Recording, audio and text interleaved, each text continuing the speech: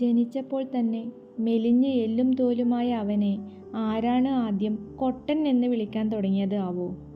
ഏതായാലും ഇപ്പോൾ അവൻ നാട്ടിലും വീട്ടിലും അറിയപ്പെടുന്നത് കൊട്ടൻ എന്ന ഓമന പേരിലാണ്. അച്ഛൻ അവനെ മിഥുൻ രാംദാസ് എന്ന പേരിലായിരുന്നു സ്കൂളിൽ ചേർത്തത്. തൻ്റെ പേര് കേട്ട മാത്രയിൽ അവൻ എനിക്ക് കൊട്ടൻ മതി എന്നും പറഞ്ഞ് തറയിൽ കിടന്ന് ഉരുണ്ട് കരയാൻ തുടങ്ങി. എങ്ങനെയോ പിടിച്ചു വലിച്ച് വീട്ടിലെത്തിച്ചു. 4 പെട കിട്ടിയപ്പോൾ തൽക്കാലം ഒന്നടങ്ങി. സ്കൂൾ തുറന്നു. അറ്റൻഡൻസ് എടുക്കുമ്പോൾ മിഥുൻ എന്ന് വിളിക്കുമ്പോൾ അവൻ ഹാജർ പറയില്ല. വേറെ വഴിയില്ലാതെ കൊട്ടൻ എന്ന് അവൻ്റെ ഒഫീഷ്യൽ നെയിം ആക്കി മാറ്റേണ്ടി വന്നു. 10ാം ക്ലാസ്സൊക്കെ ആകുമ്പോൾ നാണക്കേട് കാരണം ആ പേര് മാറ്റുമെന്ന് പ്രതീക്ഷിച്ചെങ്കിലും വളരും തോറും അവൻ കൂടുതൽ അത് ഇഷ്ടപ്പെടുകയാണ് ഉണ്ടായത്. MBBSന് ചേർന്നപ്പോഴേക്കും മെലിഞ്ഞുണങ്ങിയ ദേഹമൊക്കെ പോയി അവൻ നീളവും വണ്ണവുമൊക്കെയുള്ള ഒരു സുന്ദരനായി മാറിക്കഴിഞ്ഞിരുന്നു. പെൺകുട്ടികൾക്കൊക്കെ കണ്ടാൽ ഇഷ്ടപ്പെടുന്ന രൂപമുണ്ടായിട്ട് കൂടി പേര് കേൾക്കുമ്പോഴേക്കും അവരുടെയെല്ലാം പ്രണയം കെട്ടുപോയിരുന്നു. പ്രശസ്തമായ ഹോസ്പിറ്റലിൽ കാർഡിയാക് സർജനായി ചാർജ് എടുത്തു എന്ന് അറിഞ്ഞതു മുതൽ വിവാഹാലോചനയുമായി ബ്രോക്കർമാരുടെ പ്രവാഹമായിരുന്നു. കൊട്ടൻ എന്ന പേര് പെൺകുട്ടികളുടെ ചെവിയിൽ എത്തേണ്ട ആയുസ്സേ അതിനൊക്കെ ഉണ്ടായിരുന്നുള്ളൂ എന്ന് മാത്രം.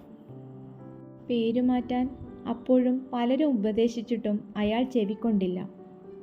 വർഷങ്ങൾ പലതു കഴിഞ്ഞു. കൂടെയുള്ളവർക്കൊക്കെ കുടുംബമായി. മുടിയിഴകളിൽ അങ്ങിങ്ങായി കാണുന്ന വെള്ളിയിഴകൾ അയാൾ മറച്ചു വെച്ചതുമില്ല.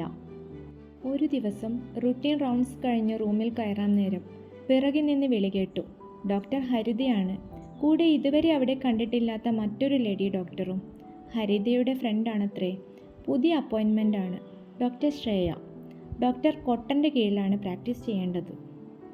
ശ്രേയയെ പരിചയപ്പെടുത്തി ഹരിത തിരിച്ചുപോയി. ഡോക്ടർ കൊട്ടൻ ശ്രേയയെ റൂമിലേക്ക് ക്ഷണിച്ചു. ടേബിളിൽ വച്ച നെയിം പ്ലേറ്റിലെ പേര് വായിക്കാൻ പാടുപെട്ടുകൊണ്ട് ശ്രേയ ചോദിച്ചു, ഡോക്ടറുടെ പേരെന്താ? കൊട്ടൻ. ഇത് ഡോക്ടറുടെ സർനെയിമാണോ? അല്ലല്ലോ, ഇതുതന്നെയാണ് എൻ്റെ പേര്. ആണോ? എന്താ ഇതിൻ്റെ മീനിങ്? കൗതുകത്തോടെയുള്ള ചോദ്യം കേട്ടപ്പോൾ അയാൾ പുഞ്ചിരിച്ചു. കൊട്ട് എന്നാൽ അസ്ഥി. ഞാൻ ചെറുപ്പത്തിൽ വളരെ മെലിഞ്ഞിട്ടായിരുന്നു. Cute name. അത് കേട്ട് ഡോക്ടർ കൊട്ടൻ പൊട്ടിച്ചിരിച്ചു. ആദ്യമായിട്ടാണ് ഒരാൾ ഇങ്ങനെ പറയുന്നത്. ഇത് ശരിക്കും എൻ്റെ പെറ്റ് നെയിം ആയിരുന്നു. പഴയ കഥ ചുരുക്കി പറഞ്ഞപ്പോൾ ഒരു കുഞ്ഞിൻ്റെ നിഷ്കളങ്കതയോടെ അത് കേട്ടിരിക്കുന്ന ആ 35-കാരിയെ അയാൾ സാഗൂതം നോക്കി. എനിക്ക് ഈ പേര് ശരിക്കും ഇഷ്ടമായി.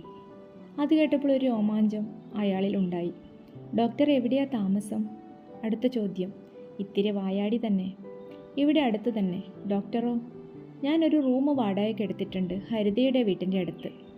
അവളെക്കുറിച്ചറിയാൻ ചെറിയൊരു താല്പര്യം അയാളിൽ ഉണ്ടായി തുടങ്ങിയിരുന്നു.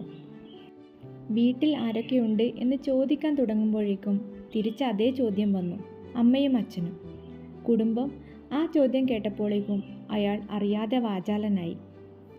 ഇതുതന്നെയാണ് ഇപ്പോൾ എൻ്റെ കുടുംബം.